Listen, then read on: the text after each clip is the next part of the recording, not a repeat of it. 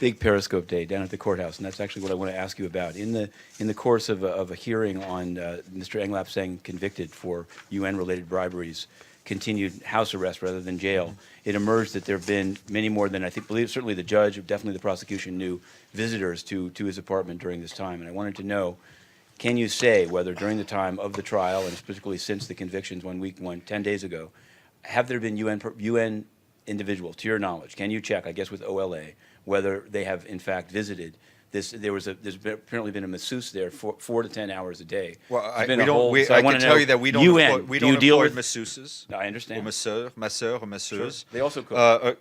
We're not in the business of monitoring who goes into people's homes, whether they work for the UN or not. So there is no way for me to answer your question. I'm asking about contacts between UN people and Mr. Englap saying. I'm not aware of any contacts.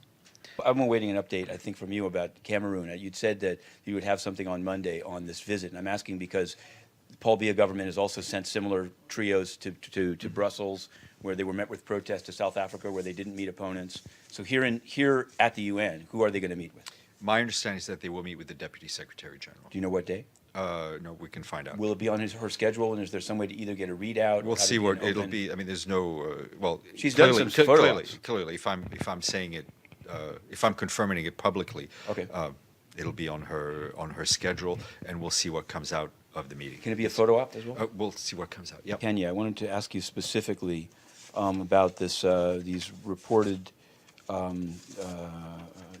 abductions and deportations of consultants working for Raila Odinga by the Kenyatta government.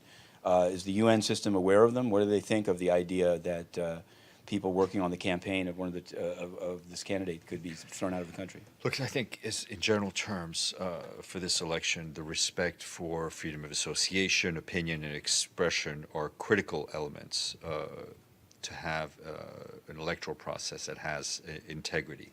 We'll continue to monitor the respect for civic and media space throughout the elections. So this is a bad thing? As I said, I think in general terms, we need to have a space for civic engagement, for civil society, and for the media. Take your call and come back to us. Yes, Nizar.